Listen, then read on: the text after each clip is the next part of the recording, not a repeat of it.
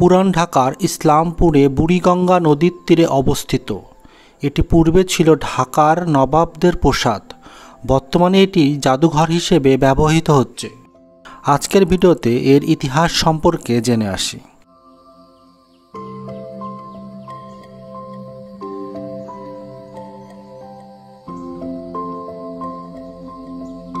এর প্রতিষ্ঠাতা নবাব আব্দুল গনি। তিনি তার পুত্র খাজা আহসানউল্লাহর নাম অনুসারে এর নামকরণ করেন। এর নির্মাণকাল ছিল 1859 থেকে 1872 সাল। 1906 সালে এখানে একটি আনুষ্ঠানিক বৈঠকে মুসলিম লীগ প্রতিষ্ঠার সিদ্ধান্ত হয়। আহসান মঞ্জিলে কয়েকবার সংস্কার করা হয়েছে।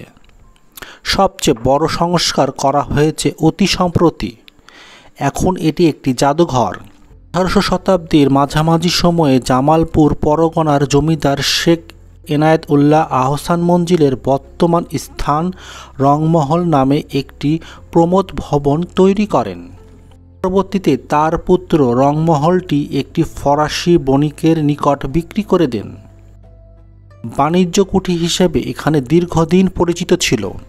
এরপর 1835-এ বেগমবাজারের ব্যবসায়ী আব্দুল গনির পিতা খাজা আলিমুল্লাহ এটি ক্রয় করে বসবাস শুরু করেন। নবাব আব্দুল গনি 1872 সালে প্রাসাদটি নতুন করে নির্মাণ করেন। নতুন ভবন নির্মাণের পর তিনি তার পুত্র খাজা আহসানউল্লাহর নামে এর নামকরণ করেন আহসান মঞ্জিল। নাম যেমন সুন্দর, ভবনটি দেখতেও সেই রকম ছিল। 1897 সালে 12 জুন ঢাকায় ভূমিকম্পের আঘাত আনলে আহসান মঞ্জিলের ব্যাপক ক্ষয়ক্ষতি হয়। আহসানউল্লাহ তা পুনর্নির্মাণ করেন। ছাদের উপর সুন্দর একটি গম্বুজ আছে। এক সময় এই গম্বুজের চূড়াটি ছিল ঢাকা শহরের সর্বোচ্চ উঁচু। তো এই ছিল আহসান মঞ্জিলের সংক্ষিপ্ত ইতিহাস।